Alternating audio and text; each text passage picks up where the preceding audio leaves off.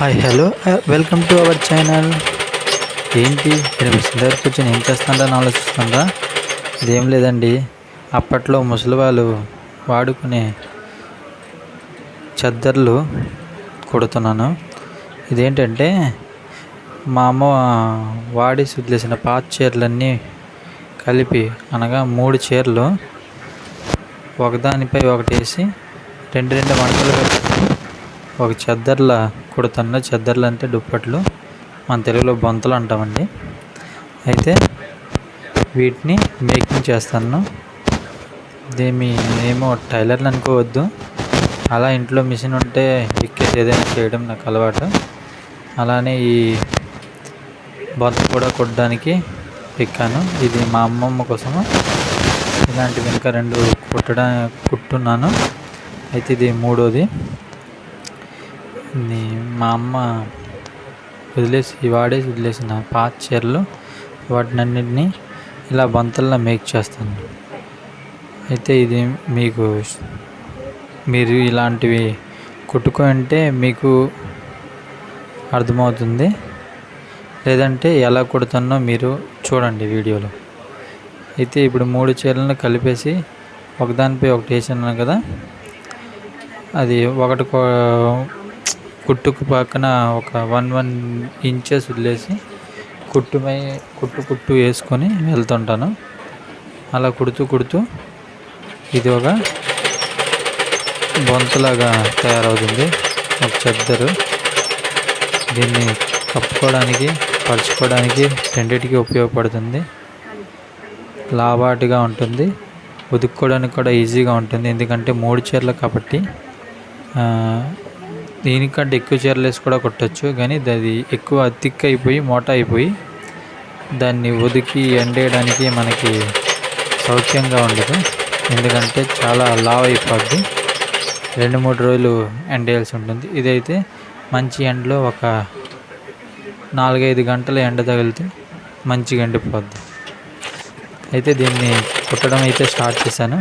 చూడండి, వాటితో ఒకటి కుట్టేస్తుంటే ఎలా అవుతుందో, ఎంత బాగా కనిపిస్తుందో.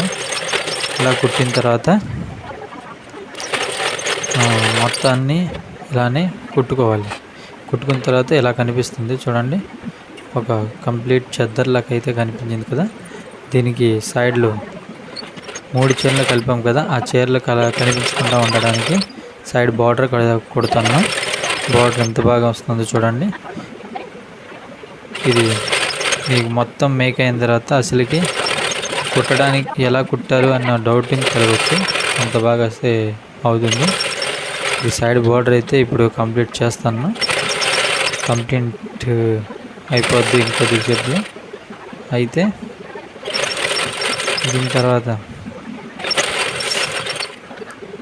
చూసారా ఎంత బాగా ఉందో. 3 చీరలను కలిపి కింద లోపల మడత పెట్టి అంటే సైడ్ బార్డర్ ఎంత క్లీన్గా వస్తుందో చూడండి. క్లీన్గా అయిపోయిందా? దీన్ని మిగిలిన చీర ముక్కల్ని ఇలా మీద బార్డర్కి కింద బార్డర్కి యూజ్ చేస్తాను. ఎందుకంటే ఇక్కడ గుడ్డ సరిపోదు కాబట్టి, సెట్ అవ్వదు కాబట్టి ఎక్స్ట్రా ఫిట్టింగ్ చేస్తే అందంగా కనిపిస్తుంది.